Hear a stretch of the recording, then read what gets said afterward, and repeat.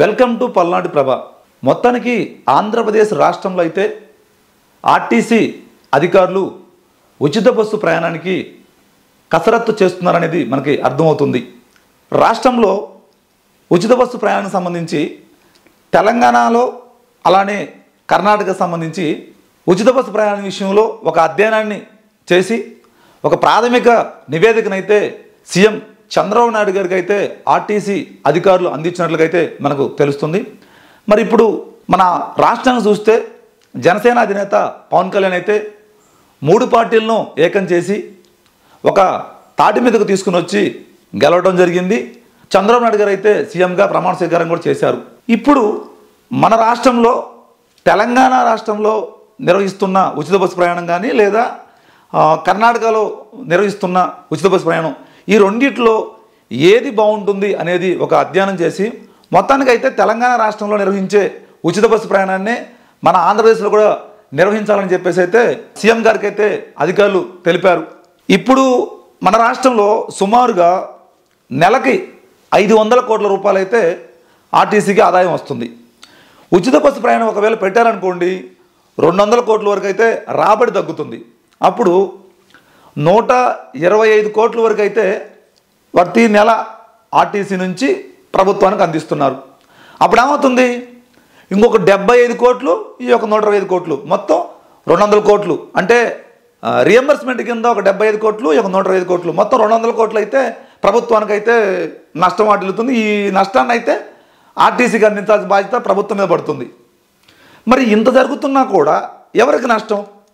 ఉచిత బస్సు అనేది ఎవరికి నష్టం అంటే చూసుకుంటే మనకి ఎక్కువగా ట్యాక్సీ డ్రైవర్లు కానీ ఆటో డ్రైవర్లు కానీ వీళ్ళకైతే మొత్తానికి దెబ్బతగిలా ఉంది. గత ప్రభుత్వం చూసుకుంటే వాహన మిత్ర కింద వాళ్ళకి సుమారుగా 10,000 ఇచ్చారు సంవత్సరానికి.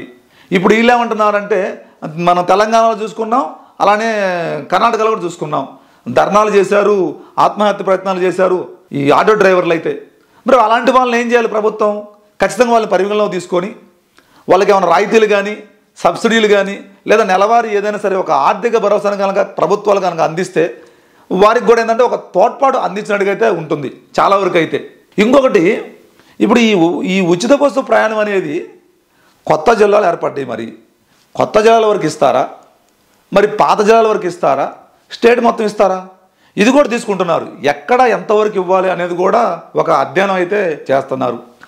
మరి మన రాష్ట్రంలో ఏ బస్సులు ఉన్నాయో చూసుకుంటే ముఖ్యంగా Palle Velugu, ultra Palle Velugu, ordinary, metro ఇలా 3-4 రకాలుగా బస్సులు అయితే ఉన్నాయి.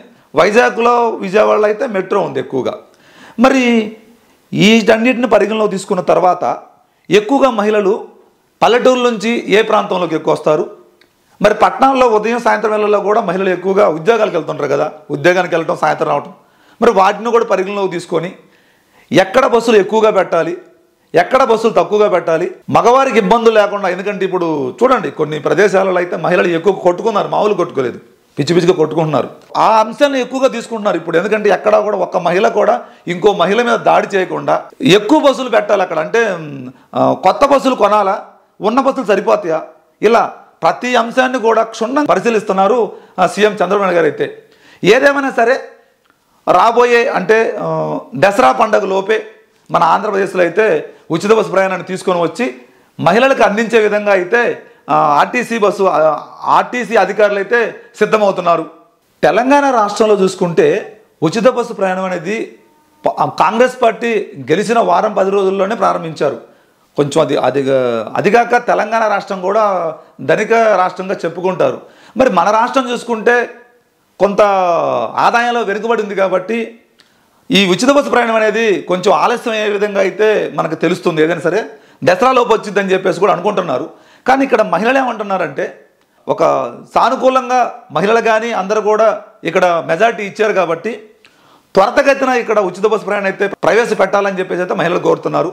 ఎందుకంటే మహిళలకు కానీ విద్యార్థులకు కానీ యువతకు కానీ ఎంతో త్వరగా ప్రవేశపెడితే అంత బాగుంటుందని చెప్పేసి కూడా ఇక్కడ ఉన్నటువంటి స్థానిక మహిళలు కానీ యువత కానీ మాట్లాడుకుంటున్నారు. ఏదైనా సరే ఈ ప్రభుత్వం అయితే ఎక్కువ సమయం తీసుకోకుండా తక్కువ సమయంలోనే లేదా ఒక నెలలోపు ఈ ఉచిత బస్సు ప్రయాణం కనుక మొదలు పెడితే బాగుంటుందని చెప్పేసి మనం కూడా కోరుకుందాం.